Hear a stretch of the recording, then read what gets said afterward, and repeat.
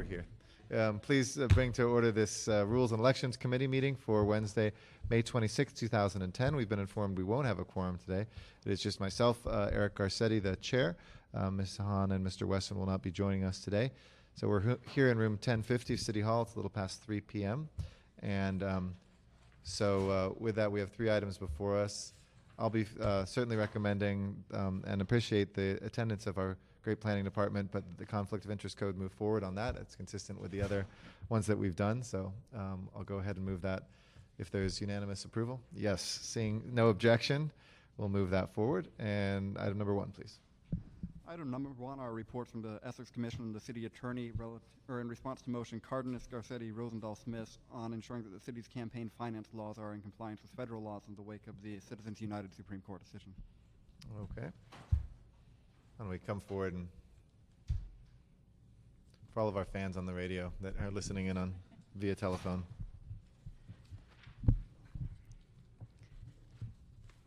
Good afternoon. Good Heather afternoon. Holt for the Ethics Commission. On January 21st of this year, the United States Supreme Court issued its decision in Citizens United versus Federal Election Commission, and in that decision struck down a federal statute that prohibited corporations and unions from paying for independent campaign expenditures from their general treasury funds. The court found that the statute was an impermissible burden on free speech because it prohibited a certain type of speech based solely on the speaker's identity. The court noted the importance of speech, that it's vital to democracy and to the public's ability to hold government officials accountable, that the public has the right to determine for itself what information is worthy of consideration, and that the public needs information from a variety of sources in order to make that determination. The court noted also that corporations are like individuals in that they contribute to the public discourse and they help disseminate the information that voters need. And because of that, the court found that they should not be treated differently simply because of their corporate status, that they should be able to pay for independent expenditures from their general treasury funds in the same way that individuals can pay for independent expenditures from their personal funds. In the wake of that decision, the Ethics Commission on February 9th resolved that it would not enforce a provision of the city's campaign finance ordinance which mirrors the federal statute that was struck down in Citizens United.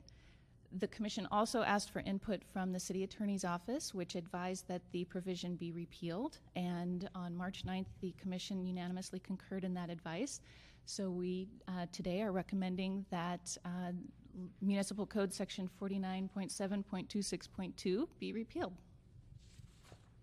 And the Supreme Court decision did not open up the ability to commingle those funds between different businesses or unions or whatever. It's only they treat them as individuals and individual right. That's correct. Okay.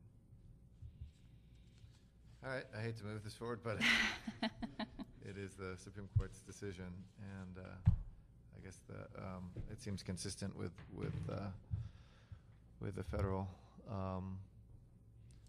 precedent. I don't have anything else to say. Anything you want to add? No, you have before you an ordinance, draft ordinance repealing it. We are on the same page with the Ethics Commission on this one. Although it's a controversial decision and it was a close 5-4 decision, in one respect it's pretty straightforward in its impact in that it overturned a federal law that pretty much mirrors the municipal code provision at issue here. Keeping it on the books is not advisable for a variety of reasons, and I can go into that. But No, I think I know the reasons why. And have other states and counties and cities already done this? I mean, are they doing it around the country, essentially? They are. yeah, they either have or it's pending in state legislatures. Okay. All right, I'll move the CEC report and the city attorney ordinance forward. Thank you. Thank you. Thank you. Number 2. Item 2 concerns motion Weezer, Garcetti, Rosendahl, Cardenas, which requests the City Ethics Commission to consult with the panelists who participated in the March 4th Los Angeles City Hall Forum. Thank you. I have a card here, and I have a highlighted section that says, call up Eric Sanjurjo to the table. So I think the CEC was looking for some clarification on what you're looking for, so why don't we jump right into it, and you can Sure. make the record. Eric Senaputico, Councilmember Jose Huizar's office. On March 4th, the councilman held a forum on campaign finance reform where we talked about this recent decision, among other issues. Had a number of speakers, Xander Caden, James Sutton of the campaign lawyers, who was very interesting and contrarian. Trent Lang of California Clean Money Campaign, who of course are working on a clean money outreach effort for the council, Leanne Pelham, and others. And out of that, we were Don't forget hoping... Ron Kay. Don't forget Ron Oh, yes, Kay. of course, Ron Kay as well, who was very interesting and lively. We're bringing him back, actually, for our second forum, because he was so interesting. We were hoping that the Ethics Commission could go through some of the highlights, some of the recommendations that were made by the different panelists, and give us an analysis of what they think about some of these ideas, if they've already been considered, those that have not been considered. Just like one example was quicker posting of donations online. Another example was for council members or other elected officials who are running for offices outside of the city, putting that information on the Ethics Commission's website as far as donations. So there was kind of a motley of ideas, and we wanted them to analyze that and get back to us. And I did speak to Trent today, and he said that they're shooting towards June to release their long-awaited report with their recommendations to the City Council. So perhaps we could time it to hear both of these reports together and just put everything on the table as far as all the different recommendations that we have for how to improve campaign finance in Los Angeles. Okay. City ethics need any further clarifications or? Heather Holt for the Ethics Commission again. Yes, these are great, and we would be happy to look into these. Were there any others specifically that were raised that you would consider a highlight? Yeah, well, I have some notes I'll provide you with. Okay, that's great. So the fundraising limits to fundraising committees controlled by city office holders, non-city fundraising groups info on website. So if city officials are running for other offices, This is matching fund.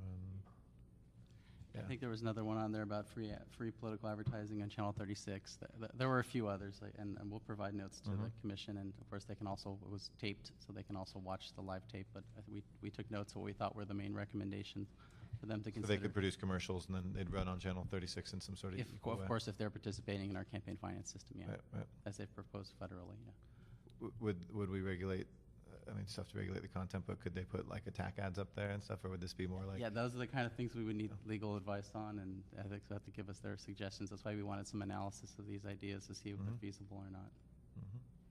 okay. Okay. And I'm sorry, the committee would be interested in having responses on all of these? I was just reading through something. Let me see. I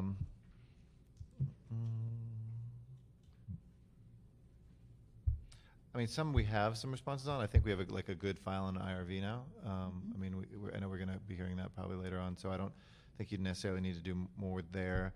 Lobbyist fees, be the base of matching fund citywide. Funds by ease. Base of matching funds. I mean, I think we all know, and I'm sure you had a very wide net and different people who have either been part of campaigns and some who hadn't. So they probably threw out some ideas. You know, some of these I think you could assess and see if they were solutions in search of a problem, and other ones I think are pretty big. You know, I don't want to opine on each one of them myself, but I think that they're, you know, besides IRV, you know, endorsing Prop 15, you guys shouldn't be in the business of doing, obviously. And we already took a position on that ourselves, so I think those two are probably ones you could steer away from.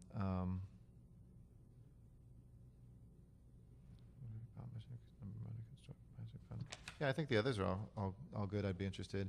I'd even add to it maybe,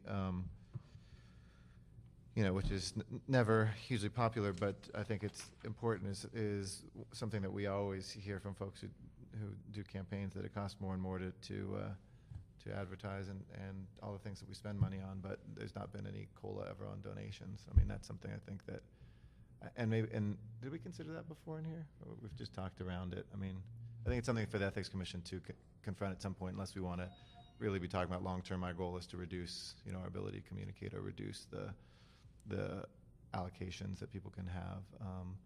either on the donation side or the full amount you can spend on a campaign. I mean, you can still pretty vigorously communicate with the amount where they are, but you could more vigorously communicate 10 years ago. We just have to kind of say that eyes wide open and see, do we want something that is linked to most of the other, public financing campaign things that I've seen, link it to some sort of COLA or CPI or whatever.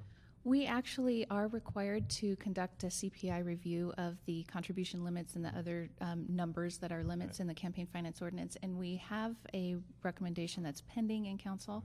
But it was not but to change it, it right? was not to change it because we found that it benefits incumbents over those who are challengers. So.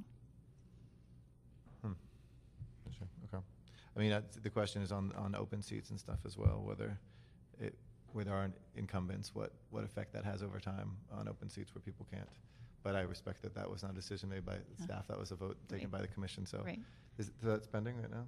And we would have the ability to change that ourselves on a vote. You could. I mean, have to go, You could. Would it require a charter change? No, those are numbers that are in. Oh, yes, it would. For the contribution limits, it would require a charter change. But there are a number of other limits that are in the ordinance itself that could be changed. And for the overall amount you can spend in a campaign, like the 270, 330. 273. is that the right This amount? you mean for the 250, matching 330? funds for the Yeah. partial public? That is part of the ordinance. That is not in the charter. Yeah. Got it. Okay. Yeah, no, I think these are all good. Then I won't add that. If we already have that pending, we can look at scheduling that in council sometime too. Okay. All right. Okay. Thank Great. y'all. Thank you. We'll move that. Let's hold the motion pending CEC report, and we'll have that back here in committee. Thank you much. There's no public comment, so this meeting is adjourned.